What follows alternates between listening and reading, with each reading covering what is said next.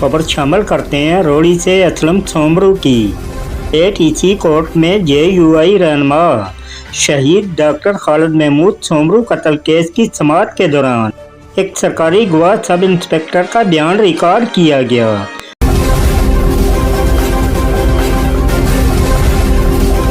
अदालत ने सरकारी गवाह का बयान रिकॉर्ड कराने के बाद अगली समाअत 26 फरवरी तक मुलतवी कर दी।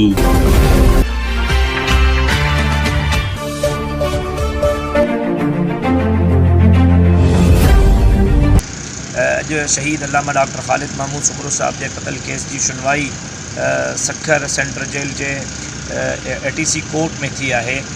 बदरुद्दीन सोमरू सब इंस्पेक्टर जो सरकारी मुशीर हो जो बयान कलमबंद थियो है उनका आली पुछा भी कई वही है, जरह भी कई वही है कातिल फरीक के वकला की तरफा। जज साहब हुक्म जारी किया है तो हफ्तेवार केस हलंदो। हाँ को 15 ॾींहं या महीने ते तारीख़ न ॾिनी वेंदी, इन करे अगले छंछर की ॿीहर तारीख़ ॾिनी वही है। अगले छंछर ते बाक़ी गवाहन के अदालत पारा पाबंद किया गया है तो वो अदालत में अचने पंहिंजा बयान कलमबंद। शहीद खालिद महमूद सोमरू कत्ल केस की समाअत इंसदाद दहशतगर्दी अदालत इनसाइड सेंट्रल जेल में हुई।